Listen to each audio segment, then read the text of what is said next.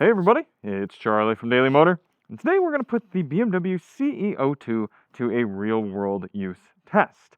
I'm going to ride from here in southern part of Irvine up to Santa Ana because that is kind of where the most urban-y area is in Orange County. And I'm going to ride this there because this is supposed to be an urban-y sort of bike. This is something BMW refers to as an e-parkourer. And I suppose that means you're supposed to go and take it into the city and ride it around like a hooligan. For those of you who don't know, this is an all-electric motorcycle from BMW, and yes, it is a motorcycle, even though it's a little bit smaller. You do still need a full motorcycle license for it. I'll have all the specs coming up right here as we're talking, but this one, as you're looking at it with the Highline package, about $9,000. It's got about 2 kilowatts of energy storage, and it makes about 15 horsepower and 41 pound-feet of torque. There's no sort of storage on it like a moped, although you can get an optional 26-liter top case and some little side bags as well. It's got this big flat seat that you can fit yourself and a passenger on. It's got a little smartphone holder built in, which we are going to utilize because we're going to be navigating a bit. So you put your phone in like that and then screw it tight, and then once it's tight, you push down, kind of locks in. That's nice. You've got proximity key, so the key is sitting buried into my pocket somewhere. I'll try to show you here. There we are. And you have the ability to pair up your phone and, I don't know, skip through your songs or so via Bluetooth. And BMW has some sort of published range figure in the 50s or so, but if we start it up right now, or at least turn it on, I think at 100% state of charge, it's going to tell us about 37 miles, 36, 37, the way I've been riding it, 36 miles at 100%. And interestingly, I've come out multiple times while I've had this bike, and I'll have it plugged in. Been plugged in the whole time, but I'll come out and it's only at like 90, 94, 96% state of charge. In fact, today was the same case. It's been plugged in over here. You just plug it in a standard wall style outlet with this big chunky proprietary charger that it gives you. So it's not like a standard 240 charger that you get with an EV or something like that, or like the BMW CEO4. No, this one has its own charger, and it's plugged in and it'll come out. It's only at 96%. So I have to unplug it or turn it back on and then let it get all the way up to 100. You should be able to charge it up with this optional package over the course of a few hours. If you don't pay for that package, it's going to take closer to 3.5 hours or so. So without any further ado, let's hit the road. Throw on our Helite backpack today. Got the water bladder in there because it's a bit toasty. If you want to pick yourself up an airbag backpack like this, check the link below. You can get 10% off using the code DailyMotor. Highly recommend it, especially for a bike like this with no storage. Turn it on and we're good to go.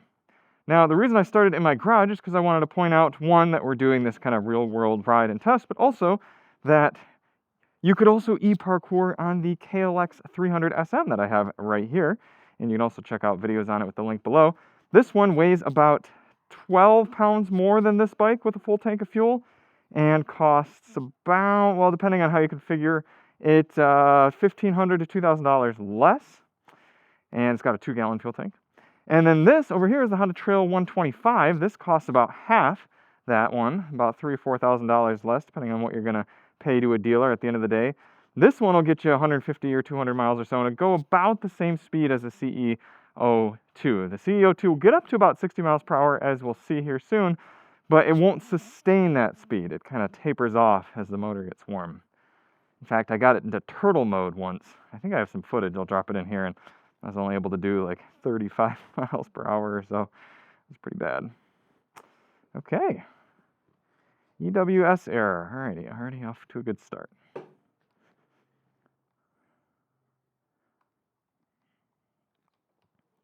you simply turn it on and then quietly roll out. And you've got reverse. So I can pull onto my sidewalk, press the R, twist the throttle, actually back myself up, which is kind of cool. Paying extra for this Highline package gets you an extra ride mode, Flow I believe it's called, that makes the bike a little bit peppier and the regen a little stronger apparently. Also, you don't have full regen when you're above about 90% state of charge. So right now, if I release the throttle, I coast very freely.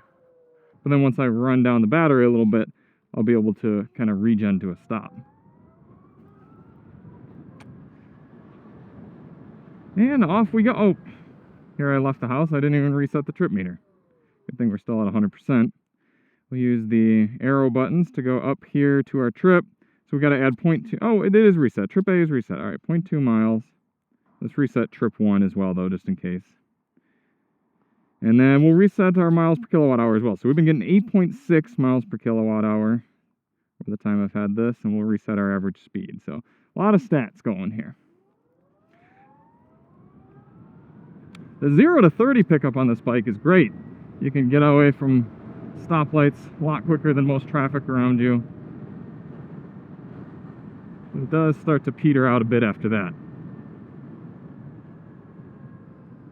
It's weird, I just shot the Winding Road day ride with the KLX 300 SM, and I keep finding my right foot going down and trying to press a brake. No foot brake on this one, both hands. You can see not much problem getting up to 55 miles per hour, keeping up with traffic. And like I said, we're gonna kiss, I think the most it'll actually do on here, on the gauge, is 63 miles per hour. And then it'll taper off a little bit from there. We've got fairly small wheels and tires on the CEO2, 14-inch wheels, and it makes it pretty flickable and nimble. I mean, you can really yank this thing around, it's pretty fun. Rotate it back and forth, not a bunch of inertia you're fighting. It is a bit unnerving sometimes running these higher speed roads when you're already going about 50-55 and you want to maybe accelerate and get out of somebody's blind spot and don't have too much to go off of. Now we're getting a little bit of regen now that we're down to 95% state of charge. Fortunately, we do have BMW's ABS on here. I'm gonna have to check to see if it's both wheel ABS or just the front, but BMW makes a good ABS system, so I'm happy that we have that in here. Don't have to pay extra. Now the range figure will adapt based on how we're riding. So you see we've already lost 5% state of charge, but the range has stayed the same. So it's kind of saying, all right, well, if you're going to continue to ride the way you are, then you're going to be able to squeeze out a little bit more range out of this thing. Now the seating position is a bit strange on this bike. Your feet are way out in a not very natural riding position. It's almost a little bit akin to more of like a foot forward position on something like a cruiser, as opposed to the traditional feet underneath you sort of riding position of most modern motorcycles. So myself and a colleague of mine have discussed how we kind of prefer putting our feet back onto the passenger foot pegs, and then it's more of a traditional foot underneath you riding position. I kind of lean my torso forward, and fortunately, because we've got both of our brakes, the front and the rear, up on our hands, you can get away with doing that. Now you'll notice at lower speeds, the CEO2 is really quiet, but once you're getting up to speed, you hear that electric motor and drivetrain quite a bit. So it's not like it's exactly a peaceful riding experience when you're zipping around neighborhoods or around city streets or something, but it is quieter than an internal combustion bike, and when you're sitting here at a stoplight, it's entirely silent, so that is nice. So here's an example of full throttle, and we're just about keeping up around 55, 56, 57. We just got our regen light went away because we're down to 89% state of charge. And I'm not quite able to keep up with traffic here on this 55 mile an hour road. So I'm pinned and I'm getting passed by Corollas. Now mind you, the destination we're headed to would have been quicker to get to via the highway, but you're not going on the highway with the CEO2, so I had to take these back roads. Not back roads, but just side streets, and even having a little bit of trouble keeping up with traffic on the side streets. I'd say this is about akin to being on a Honda Grom. A Grom will probably go a little bit faster if you're ducking at top speed at my weight, but this is going to get up to speed quicker than a Grom, so that's kind of where you're at. Now, admittedly, if I were on a faster motorcycle right there, I would have dropped a few gears and made that yellow, but we are going to come to a stop, getting that full regen. Right at about 1 mile per hour, it gives up, and you got to apply normal brake or your feet, like a Flintstone character. Go!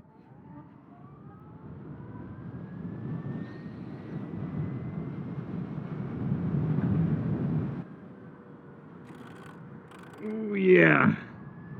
So it's pretty easy to scrape peg on this bike. But with my feet up on the rear passenger pegs, then I don't have to worry so much about hitting my feet, so I can drag those pegs pretty hard. Woo! Okay, we're topped out, 63, keeping up with traffic. It's a bit squirrely up at these higher speeds. You feel the 14-inch wheels kind of jumping back and forth. If you're in a jurisdiction where it's legal to lane filter or lane share. Oh, is this Toyota gonna see me? No, he or she is not. Thanks, buddy. Nice signal also.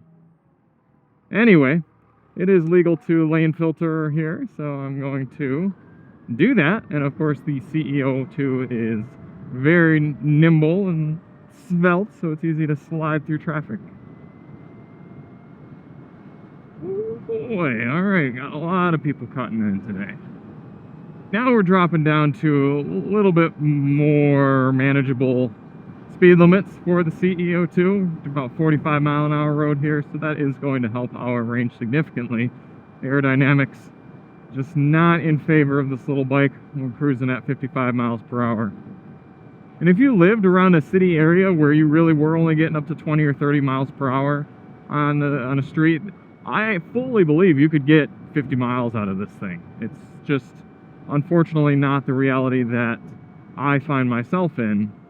My city area here are mostly more suburban streets, higher speed limits, and you're having to gas it. We are down to 75% after 7 miles. Like I said, that was a hard 7 miles. So that would be 28 total miles of range there, fully on fumes. But I think it'll improve a bit as we're getting through this kind of tighter traffic area. It's also getting closer to rush hour as well. It's a Friday, and it's about 3:30 in the afternoon, so we're going to deal with a good amount of traffic. It's going to be in the CEO2's favor, both for range as well as zipping and zooming right here and saving me some time. CEO2 is quite low, so I'm down here at a stoplight. I can put my feet down very comfortably. I could even stand up on it. Get about a bend in my knees. Very easy and approachable bike. If I were teaching somebody to get comfortable on a motorcycle riding around, this would be a very, very easy one to do it on, and especially because you don't have to deal with the clutch, gears, anything like that, but also just the general ergonomics, seating position, the height, all lend themselves to motorcycling. What do we got up here? Is this a bike? Looks like a bike. Looks like a passenger on the back of the bike. Not wearing proper gear, but at least they have helmets. Oh. Stalled it. I wonder if the proprietary charger will be a little bit of a theft deterrent for the CEO2. Can you imagine hopping on this thing and stealing it and then getting it back to your house, realizing you can't charge it without dropping, I don't know how much a charger is. Let's say $300 at your local BMW store. As I mentioned at the beginning of the video, this Highline package gets you an extra ride mode, but the other two ride modes don't make much sense to me. You got one that they pretty much change the accelerator aggressiveness and also the regen aggressiveness and how much max regen you get. And I suppose if you really needed to maximize your range, and you could technically go without regenning and try to coast as much as possible, but then since this doesn't have a manual regen mode, it's all kind of automatic, you'd miss out on that regen. You have no way of turning it on and off, toggling it the way you can with a car and the brake pedal. So I find myself only using this ride mode. The other ride modes don't make much sense to me. Just give me full power and give me full regen. Why should I have to pay extra for that? I will say, being electric, I'm able to modulate these lower speeds much easier than I could a lot of gas bikes. Oh, I'm sure I saved about 5 minutes or so on this stretch of road, at least, by getting to filter up through like this. Okay, this is exactly where I want to be. I'm going to get up here to Santa Ana Boulevard and turn right. Woo, alright, some bumps here we're going over. It's taking it a little stiff. These small wheels, not doing a whole bunch of running over. A Cadillac ELR. Talk about niche. And we've reached the CEO2's best friend, aside from a power port, 25 mile per hour speed limits. I'm going to dial it way back here. You know you're in a proper downtown area when you start seeing the one-ways. Think those big Harleys would mind if I parked next to them? You think they'd be jealous that I could back in? Okay, so let's say that we made it. Let's say lived in Irvine, working in Santana, coming on up here. We had a 13-mile ride. Took a little bit of a roundabout way. It's 13 miles. Says we got 28 miles left, 9 miles per kilowatt hour, so a little better than what I was seeing before. And 62% state of charge, so just under a third of the way down. Now, as long as I go back the way that I came, theoretically, should roll in with well over 20% state of charge, 20 to 25%. However, I do have to run an errand on the way home, so I'm going to pull over here in a moment and see what the best way to get to the Best Buy is, and hopefully we can make it there and then make it home and still be running on full power enough to safely run at 55 miles per hour. And looks like we got a red light anyway, so I don't know what the legalities of using your phone if it's in a mount in front of you and you're stopped. Tell you one thing, it is nice not having engine heat coming up at you while you're idling like this. All right, this is taking forever. We gotta be able to find a better way.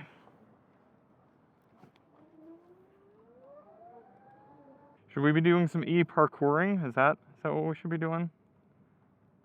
Can jump up off this center thing. Woo-hoo.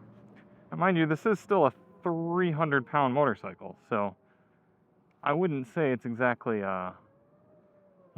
light. Another niche car, Lexus RZ 300e. Oh. If we were on BMW CE04, their larger electric scooter that gives you highway-capable speed, power, and a much more usable range and storage, then we would be able to plug in down here into a standard electric vehicle plug. So if you worked somewhere that had charging, you could be a little bit less worried about running yourself down on your commute because you could charge back up and be at full by the time you leave to head back home. Not the case with the CEO2, unless you were to either bring your charger, take up a saddlebag or something like that. It's quite a large charger, you saw that back at home. Or purchase the second one and leave it at work. If you don't have one of those two things, then you're not gonna be charging at work. Or any of your destinations for that matter. Making our way back home, and I've learned a few things since the last time I was speaking with you. First of all, this is max speed right now at 30% state of charge. You can see we just got the turtle light, so we are being slowed down. Secondly, I'm noticing that now that I've got the GPS up here, the indicated speed on the car is about 3 to 4 miles per hour off when you're cruising at speed, and it's high compared to the GPS. So when I thought we were doing about 63, we're actually only doing about 59, 58 miles per hour at top speed. And when we're cruising, kind of trying to keep up about 55 miles per hour, so we're actually only doing about 50. So it makes sense why people were passing me, but a bit frustrating there. And not that that's uncommon for vehicles, especially German vehicles, to read a few miles per hour high. It's just when every mile per hour counts the way it does here on the CEO2, it's just sad to lose them. Well, we should be plenty fine to get home. We've got 4 miles to go and 10 miles to empty. And again, it's just a little bit scarier when you run low on the CEO2 because of that proprietary plug. It's the fact that if I were to run out, it's not like I could, once I'm low, just check for public chargers or swing by somebody's house or something like that and get myself a kilowatt hour or so. No, if I don't make it home, I'm hopping in an Uber. When I had the BMW CEO4, of which I was pretty fond, I actually took a decent full day trip, and I rode somewhere. I think I did about 80 miles or so, and then stopped and charged it up at a library of all places, and then continued on my way. Getting up to speed takes much longer at these lower states of charge. Now I'm on a 50 mile per hour road doing 48, 49, 50. There's 50 miles per hour. 0 to 30 is still pretty good when we're this low, but then it just really tapers off.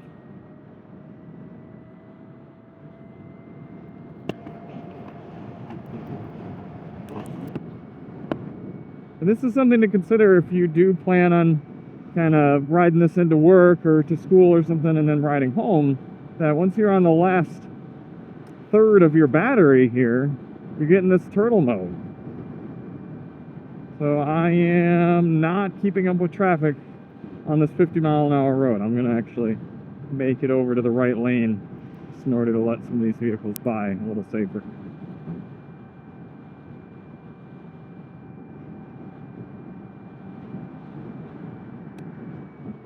Here's the spot I was most nervous for. We're doing 44 miles per hour on this 45 on this 55-mile-an-hour road, and I don't know, I think I'm just gonna duck it on the side here in case people want to pass me. I feel like I'm running on the Tao Tao moped with Nathan. Alright, fortunately it's a 2-lane road, people are going around me, but I am losing speed. I'm gonna have to make a left turn up here soon. This is awful. I'm going 10 miles per hour below the speed limit. Rolled into the neighborhood with 20% state of charge. So mathematically, still decent, 6 miles of range. No worry of running dry, but it certainly was frustrating the fact that we were so nerfed on power in that last section that I wasn't able to run proper speeds. Interesting rubbing sound from the rear wheel coming there as well. Okay, we made it though. We did the ride. About 2 hours or so. Got to see some things and theoretically head to our place of work and back on the CEO2. But for my sort of lifestyle, it wouldn't work out. There's too much riding I need to do at too high of speeds to make this justifiable at all at the cost. Now, if you got a more stripped down model and you were maybe able to walk out pre-tax around $8,000, maybe if you got a ton of money, you love how it looks, and you just want something to kind of putz around the neighborhood, then yeah, maybe. And I'm not against electric motorcycles at all. In fact, I was quite positive on BMW's CE04 bike. I think that makes a lot more sense. It just costs a little bit more, so much more usability, so much more charging ability. But this one is tough. At this cost, for what else you could get yourself into a proper moped or scooter that gets you plenty of storage space for your helmet and for your gear and everything, and for other things, for about the same price, and allows you to fuel up quite a bit quicker. I don't know. That's me. So thank you all so much for watching. If you do want to see more on the CEO2, check the link below. We have a little no talking ride I shot for Winding Road, and we'll see you on the next one. I'm Charlie from Daily Motor, and as always, ride on.